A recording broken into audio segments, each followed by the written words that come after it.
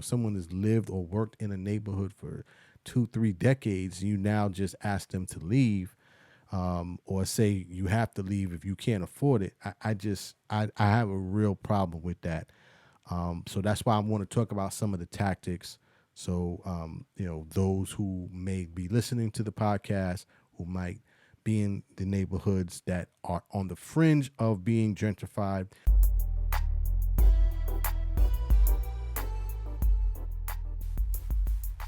Welcome back.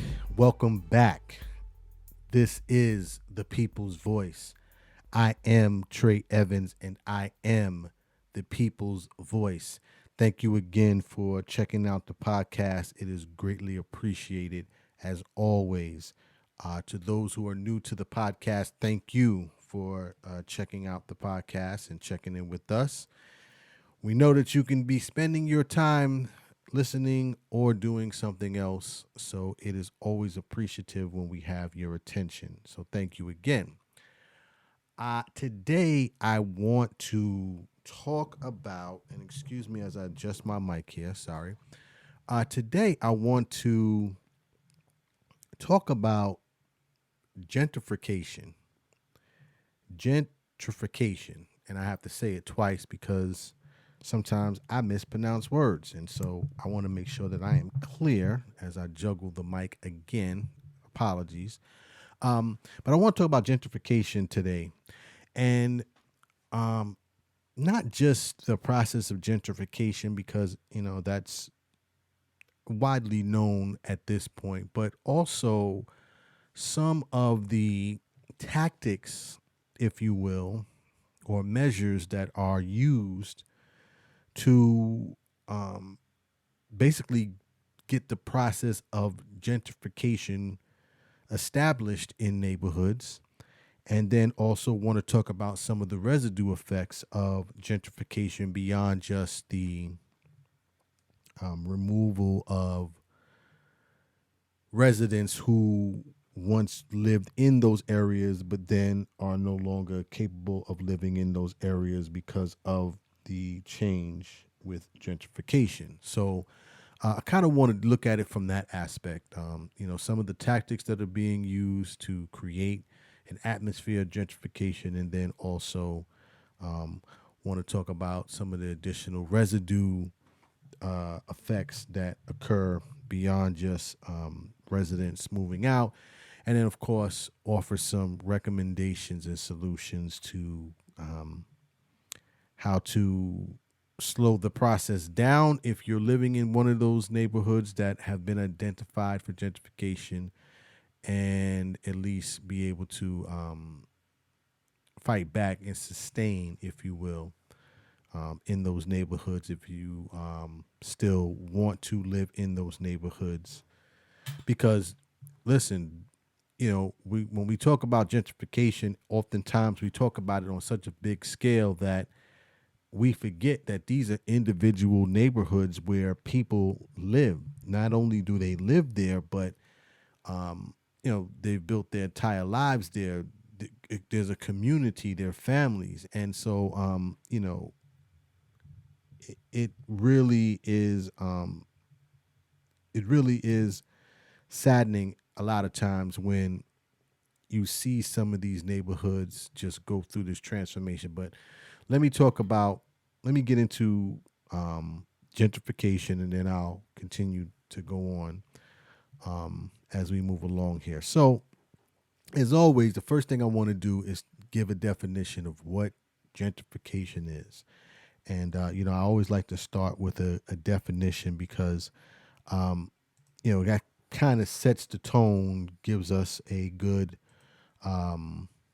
foundation so we can, continue to move on in the conversation. So, let me give you the technical term first, and then we'll, get into a more simplistic definition. So, the technical term, if you will, just say, and I'm reading here from a site called study.com, gentrification refers to the economic revitalization or disinvested or deteriorating neighborhood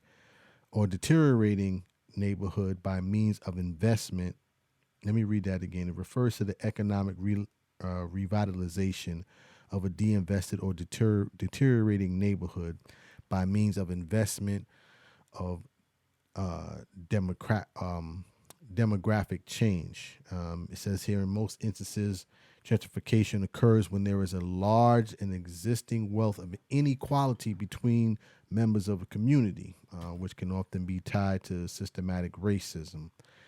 And then it goes on to say, for a area to be gentrified, real estate, governments, businesses, and other companies must place investments into new businesses, buildings, housing, and retail centers to attract a wealthier member of society, designated as the upper middle class, if you will. So that's a definition of what gentrification is, right? So just to simplify it, it's basically the process of taking a neighborhood which was once designated as maybe low crime, low income, high crime, deteriorating in terms of some of the infrastructure, taking that neighborhood and then bringing in investments from businesses and local government, bringing the value of the neighborhood up, and then bringing an affluent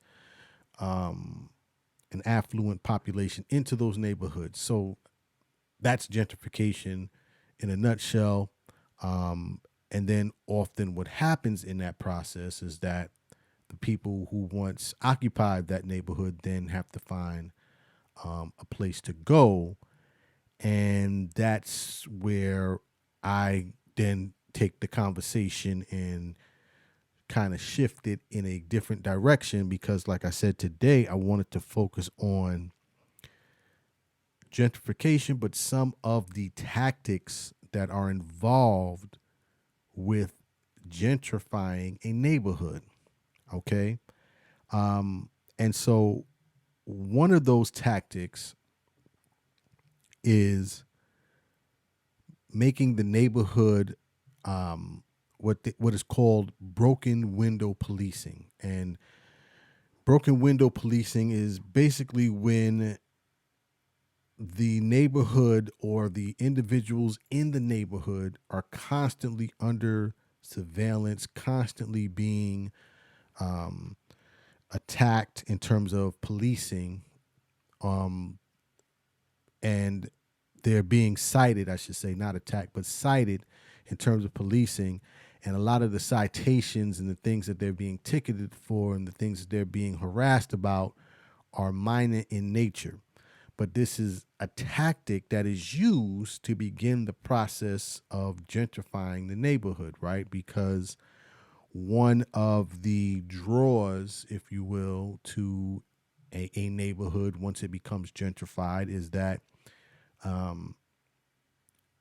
it's reduced in terms of the crime element. And so, how do you reduce the crime element? Well, you first have to identify that there is crime in the neighborhood, right? And you do that through what they call broken window policing. So, what happens is the police department and local governments, they come in and they start citing residents for loitering or for public drunkenness or for quality of life citations. And you do this enough, number one, create an environment where, number one, people don't want to live, right? So you have the current residents there who don't want to be there. Number two, what ends up happening is that you create an environment that is now being heavily surveilled. And then when that happens, now you have individuals who want to come in and they want to be able to invest because now the neighborhood is being seen as one that is heavily surveilled and very secure. And now that attracts investment into that neighborhood. So that's one of the tactics that is used when a neighborhood is beginning to transform in terms of gentrifying from the population that is there to the population that it will be able to attract at some point. Um, so that's just one of them, and I wanted to highlight that because for many of you who listened, and for those of you maybe new, I've lived in New York, Brooklyn, New York for 20 plus years, and even when I go back home now, it's amazing how much the neighborhoods that I once grew up in have transformed. And I can, in my personal experience, can remember, um, seeing those subtle changes where it was like every other day the police were coming through and they were arresting somebody for, standing on the corner or this, that, and the third, what is it called? Stop and frisk was very big during that time. And in those neighborhoods where I saw that happening the most, now I'm 20 plus years removed at this point, but going back to those neighborhoods, literally I see all of them have transformed in terms of gentrification. And I mean, these are, some of the, roughest neighborhoods that you could think of back then. I mean, we're talking about Williamsburg, Brooklyn. We're talking about Bed-Stuy, Brooklyn. We're talking about even parts of Bronzeville and East New York. I mean, Bronzeville and Flatbush and things of that nature. So this is a real tactic. It's a surveillance tactic, and it is used quite often to begin the process of gentrifying a neighborhood. So that's just one tactic. Another tactic is tax abatements, right? So what happens is that they'll tell a company, or they'll tell a property management company or a construction company, or not a construction company, but a property management company or a real estate developer is what I meant to say.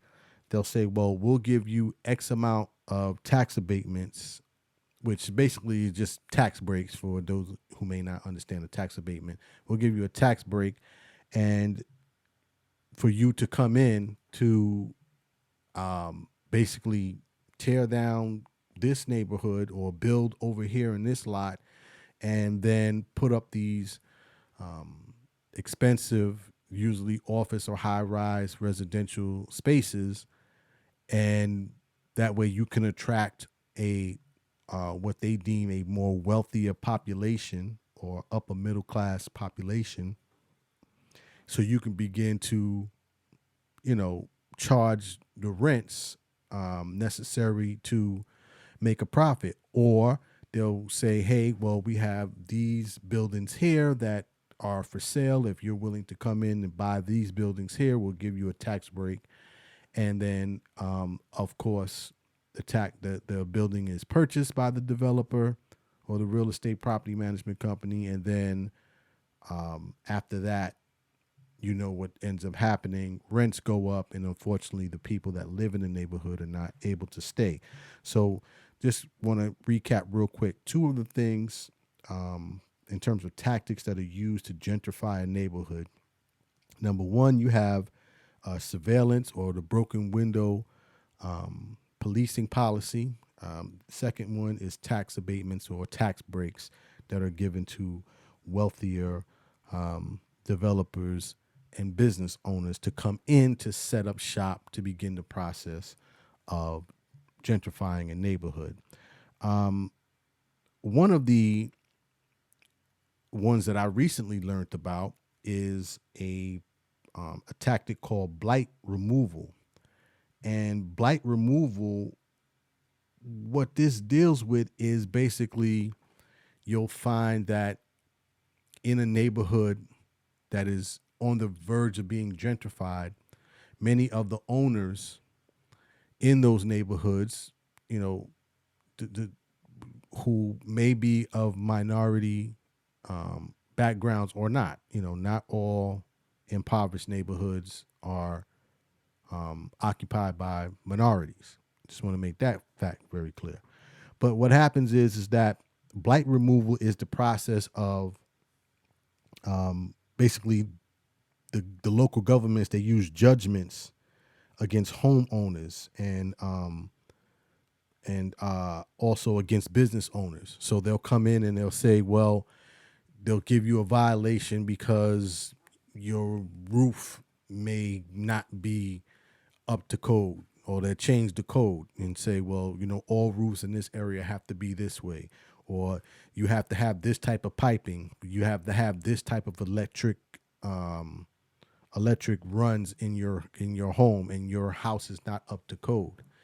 And so many times, and this is also, always done through judgments from local municipalities. What ends up happening is that, of course, the local business owner who may have owned a mom and pop store doesn't have the capital to make these necessary changes. The homeowner may not have the necessary equity or capital to make the necessary changes. So then what ends up happening is that these businesses and also homeowners or apartment owners then rack up all of these fines to the point that they can no longer support the properties that they own, and they're basically either evicted, or wealthy people come in and say, well, we'll buy your home, and then the issue is eliminated in terms of the homeowner or the business owner that has been there for decades, right? They feel the relief. They've gotten the money. They've sold this property, probably well below what the property value is going to be 5 years from now, right? Even 2, 3 years from now. And then they leave the neighborhood. And once they leave the neighborhood, the gentrification process takes place.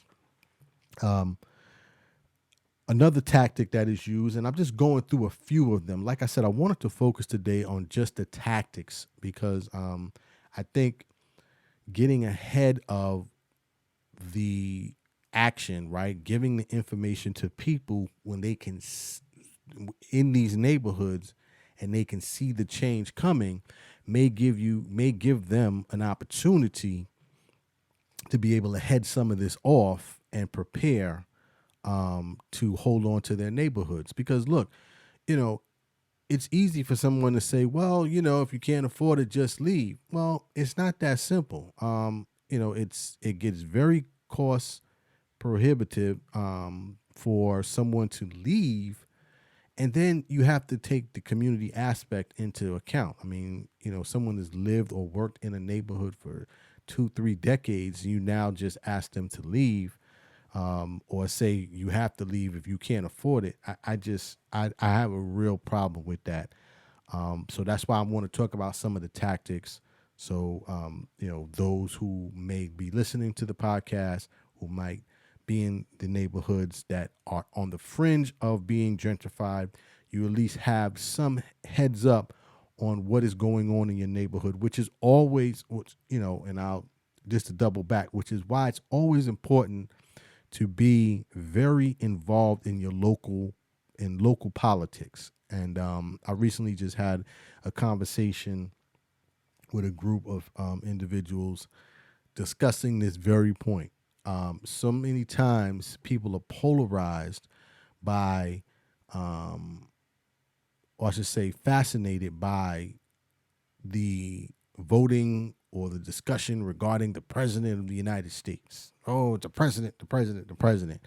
And meanwhile, while you're worried about the president, who really does not have the type of impact on your day-to-day life in your neighborhood as much as the local politicians, your city council, your state attorneys, district attorneys, your mayors, your state reps. Those who are the individuals that you need to focus on when you're deciding to vote or participate in the voting process, because they have impact on you that literally can occur within, a 12 to 48 month period. You can literally go from having your neighborhood to all of a sudden having a high rise building being built next to your home of 25 years. And now you're next because the property taxes are going to go up, and if you can't afford that, you'll have to leave. So just wanted to make that note about being involved in local politics is very important. But getting back to gentrification, so talked about three so far, and these again, I'm going over the tactics that are used to begin the gentrification process in neighborhoods that have been identified for being gentrified. Number one, I talked about surveillance, and that's the broken window policing policy. Number two, I talked about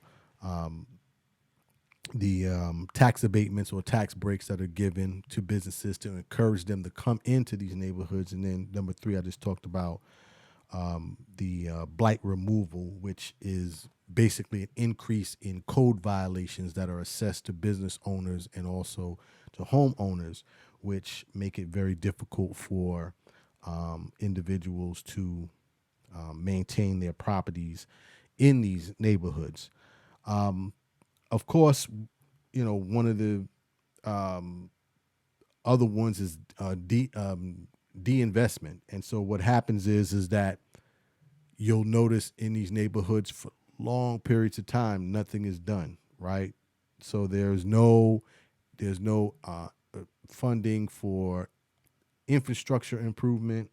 There's no investment in streets and sidewalks and also schools, and they become dilapidated to the point where people want to leave, right? They just want to get out. They want to be able to have a better a better experience in the community.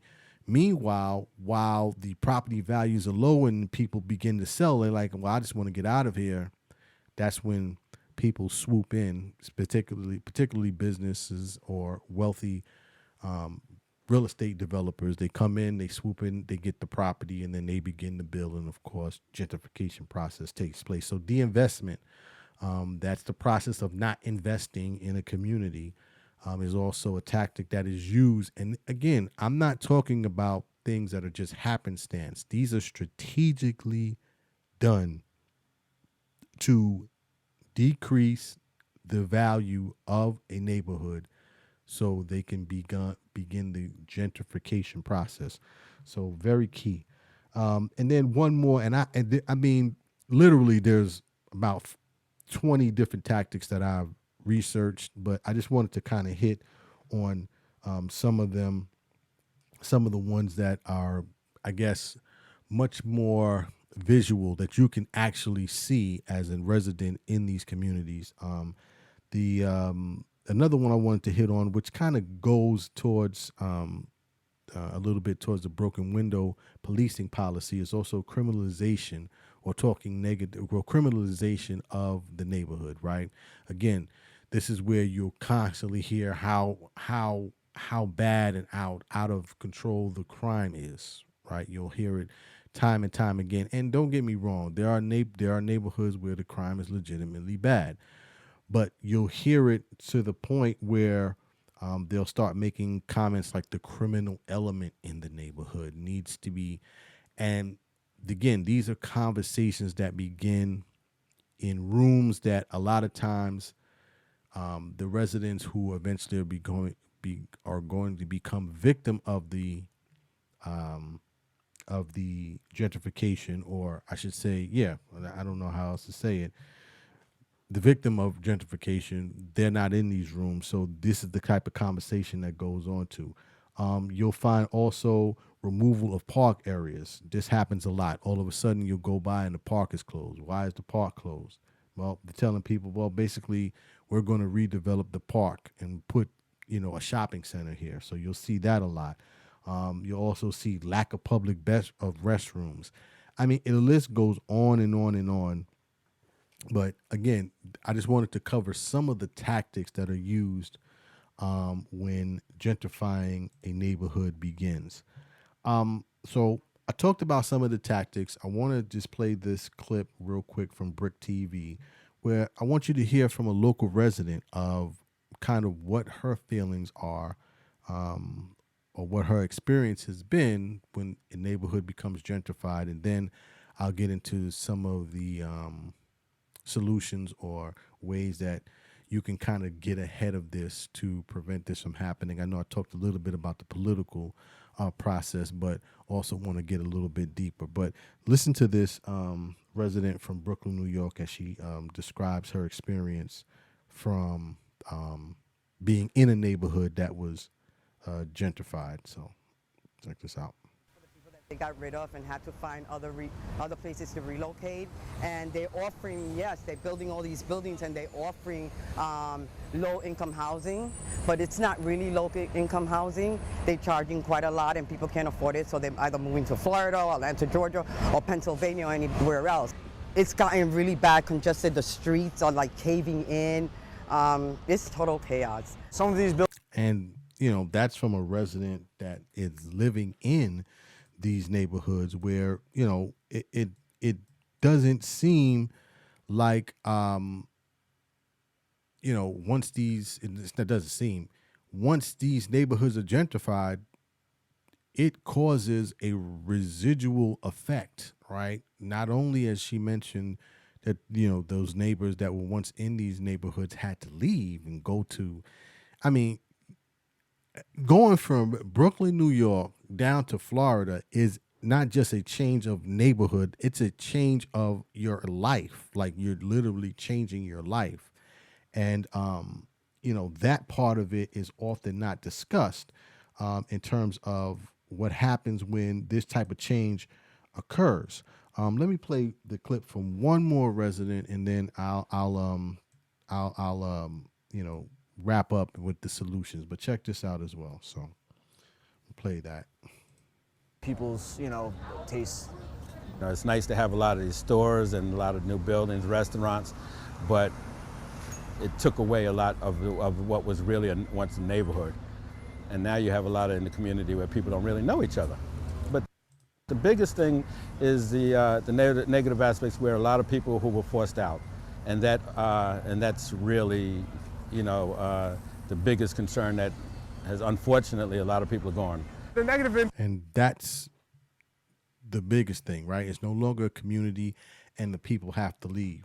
In addition, another residual effect is that it's not just the residents that have to leave. A lot of times these communities have mom and pop stores that no longer can afford to pay the rents because the lease amount goes up, because as new businesses come in, it gets much more expensive. You have a more affluent community coming in that's willing to spend the money. So then the barbershop, the salon, the small bodega, as we say in New York, not Bogota. I forgot who said that crazy thing, but the small corner store, all of these stores all of a sudden begin to close.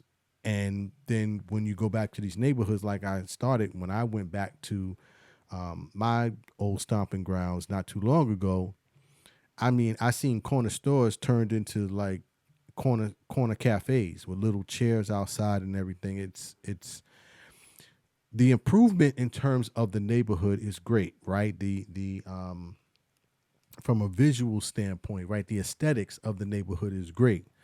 But as someone who is from those neighborhoods, when you walk in, it no longer, as the gentleman said, it's no longer a community feel. It literally feels like, it's a totally different city, which, I believe takes away from the core of what a city or community is supposed to be. So just wanted to let you hear some of the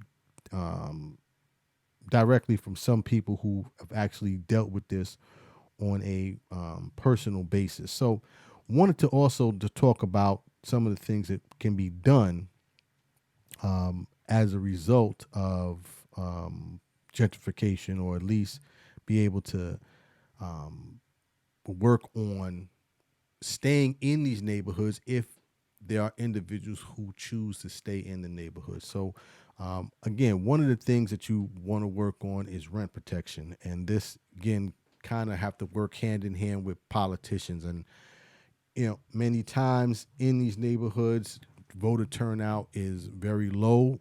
But, I would encourage individuals to get involved in these type of matters, because again, those policies in terms of rent protection, in terms of rezoning and districting, redistricting, those type of those type of problems or those type of strategies are done on a political basis, which is so important.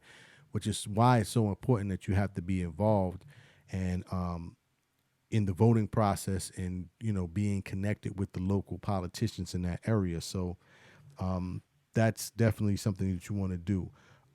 Encouraging businesses to hire locally. So if businesses, let's say there's a larger business not too far from a neighborhood that has been designated for gentrifying, and they've hired local individuals in terms of members of that particular community, it makes it a little bit more difficult for mass development to just come in and say, well, we're going to, take out this building, because if you do that, then, you have a business that's potentially losing its staffing pool, and then you have somebody standing behind you in terms of resources who will be able to help you fight that battle as well, because no business wants to lose their ability to generate revenue, and of course having a local staff or any staff is important for any business. So definitely getting involved in terms of rent protection, having those discussions with local officials and owners, also local hiring. I think one of the keys is that what you want to do is encourage policymakers, as I said before, but encourage policymakers to focus on revitalization of neighborhoods compared to just the gentrification of the neighborhood, right? Because oftentimes what happens, as I mentioned, is some of the tactics that are done with the de-investment the disinvestment. Did I say de-investment? Well, it doesn't matter. It does matter. De-investment in neighborhoods, oftentimes what happens is that investment is not made into the neighborhood. So policymakers, you have to encourage them to revitalization of the neighborhood with the current community that is there. So that means improving the streets, improving the street lights, adding parks, or at least manicuring the parks, landscaping the parks.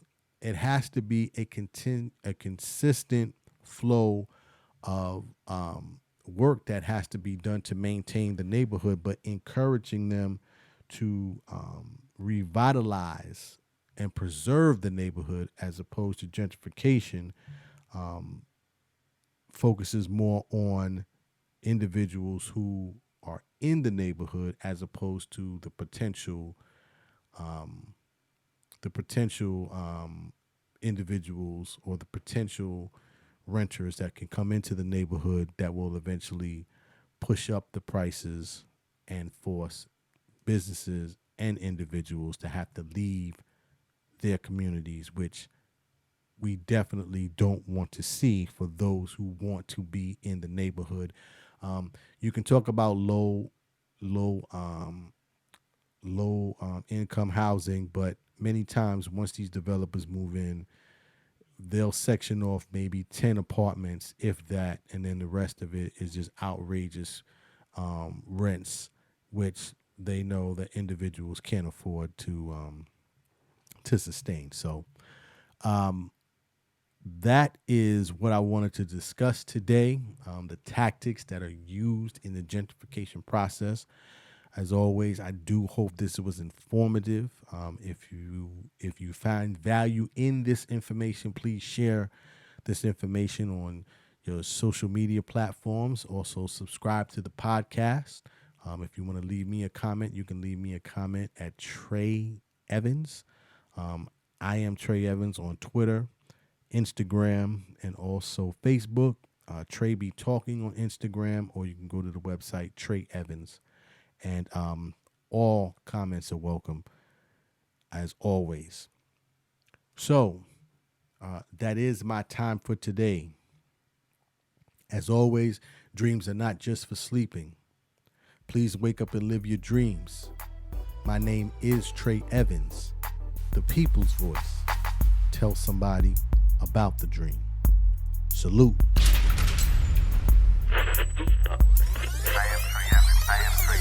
People's voice.